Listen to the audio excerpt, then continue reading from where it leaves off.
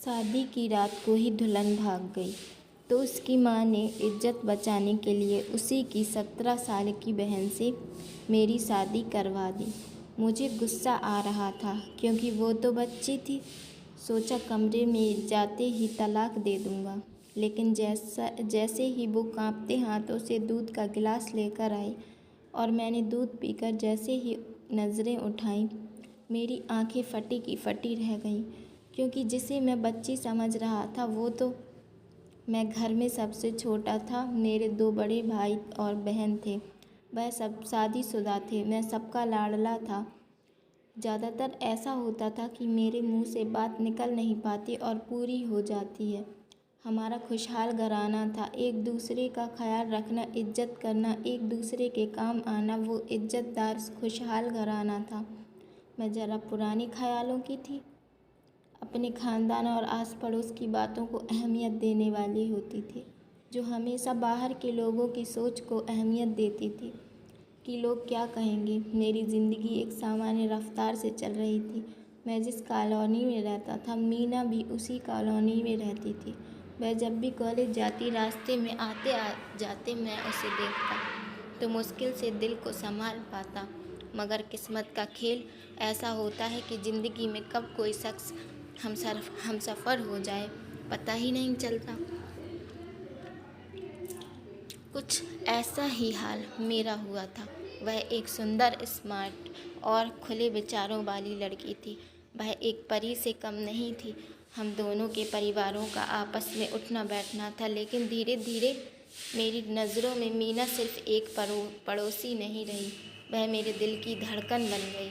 उससे मैं इतना प्यार करने लगा। मैं हर रोज़ मीना को अपने घर की बालकनी से देखता रहता, उसे मुस्कुराते हुए देखता और उसकी बातें सुनकर खो जाता। धीरे धीरे मेरा मन मीना में पूरी तरह रच बस गया। लेकिन मैं वह लड़का नहीं था जो अपने जज्बातों को यूं ही जाहिर कर दे। मैं चाहता था कि जब मैं मीना के सामने अपने दिल की बात रखूं तो मेरे पास एक अच्छा भविष्य और स्थिरता हो। मैंने एक दिन माँ से अपनी भावनाओं का जिक्र किया। माँ को जैसे पहले से अंदाज़ा था, लेकिन उन्होंने साफ कहा, जब तक नौकरी नहीं लगेगी बेटा, शादी के बारे में मत सोचना। समाज में क्या मुंह दिखाएंगे, लोग क्या कहेंगे। मैं अपनी माँ से बहस नहीं कर सकता था, क्योंकि माँ ने मुझे पाला है और उनके संस्कार ही मेरे जीवन का आधार थे। इसलिए मैंने फ़ैसला किया कि पहले एक अच्छी नौकरी मिल जाए और फिर मीना के लिए रिश्ता भेजूँगा। जैसे ही मैं नौकरी की तलाश में व्यस्त हुआ, मुझे एक ऐसा मंज़र देखने को मिला जिसने मेरे दिल में बेचैनी भर दी। एक दिन मैंने देखा कि मीना अपने पुराने दोस्त और पड़ोसी राजू के साथ हंसते हुए बात कर रही है। वे दोनों काफ़ी करीब लग रहे थे। यह देखकर मेरा दिल धड़क उठा।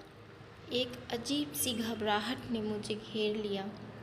क्या सुहानी को राजू पसंद है? क्या वो भी उसे चाहती है? यह सवाल मुझे अंदर तक तोड़ने लगा। लेकिन मैंने हार नहीं मानी। मैंने और अधिक मेहनत की, नौकरी पाने की जद्दोजहद तेज कर दी, क्योंकि मैं किसी और को मीना का हाथ थामते नहीं देख सकता था। कड़ी मेहनत और कई महीनों की ठोकरों के बाद मुझे एक निजी कंपनी में नौकरी मिल गई। यह मेरी ज़िंदगी का बड़ा मोड़ था। यह केवल मेरे करियर की शुरुआत नहीं थी, बल्कि उसके प्यार को पाने की पहली सीढ़ी भी थी। मैंने अपनी माँ को यह खुशखबरी दी और उनसे आग्रह किया कि अब वे मीना के घर जाकर उसका रिश्ता मांगे। काफ़ी विचार विमर्श के बाद मेरी माँ तैयार हो गई और मीना के परिवार से बातचीत हुई। सौभाग्य से मीना का परिवार भी इस रिश्ते के लिए राज़ी हो गया। दोनों परिवारों में खुशी की लहर दौड़ गई। जल्दी सगाई हुई और 1 महीने बाद शादी की तारीख तय कर दी गई। वह दिन आ गया जिसका मुझे बेसब्री से इंतज़ार था। शादी का दिन। घर में हल्दी, मेहंदी, संगीत की रौनक लगी थी। मैंने अपने जीवन की सबसे बड़ी खुशी को पाने के लिए खुद को पूरी तैयार कर लिया था। लेकिन नियति को कुछ और ही मंजूर था। ठीक बारात निकलने से पहले मेरी भाभी घबराई हुई हालत में घर लौटी। उनका चेहरा पीला पड़ा हुआ था। उन्होंने कांपती आवाज़ में बताया, मीना घर से भाग गई है। शादी से ठीक पहले। यह सुनकर पूरा परिवार पर जैसे आसमान गिर पड़ा। मैं तो यह सुनकर हैरान रह गया, कुछ बोल नहीं पाया। माँ की आंखों में गुस्से और बेइज्जती के मिला जुला भाव था। मेरे पिता चुपचाप एक कोने में बैठ गए। मीना के परिवार भी शर्म और अपमान से अपना सर नीचे कर लिया और चारों ओर सन्नाटा और सदमा सा छा गया। तभी मेरी माँ ने एक कठोर निर्णय लिया। उन्होंने कहा, हमारे सिर पर इज्जत का सवाल है। अगर आज बारात बिना दुल्हन के लौट गई तो समाज हमें कभी माफ़ नहीं करेगा। उन्होंने मुझसे कहा कि मैं मीना की छोटी बहन मनीषा से शादी करूं। मनीषा बहुत छोटी थी, मानसिक रूप से इस सब के लिए तैयार नहीं थी। उसने मना किया, बेचारी बहुत रोई चिल्लाई, लेकिन माँ ने एक आखिरी हथियार निकाला। अगर तू शादी नहीं करेगा तो मैं जहर खा लूँगी। मेरा दिल अंदर से टूट चुका था, पर माँ का डर, समाज का डर और घर की इज्जत का बोझ मेरे सर पर था। इन सब से दबकर मैंने बिना अपनी मर्ज़ी के मनीषा से शादी करने के लिए हाँ कर दी। शादी एकदम मौन, ठंडी और बेरंग हुई। ना कोई ढोल, ना कोई नाच। मैं दूल्हा बनकर भी अंदर से बिल्कुल टूट चुका था। मेरे सपनों की दुल्हन किसी और के साथ भाग चुकी थी और मैं मजबूरी में एक नाबालिग लड़की से शादी कर रहा था।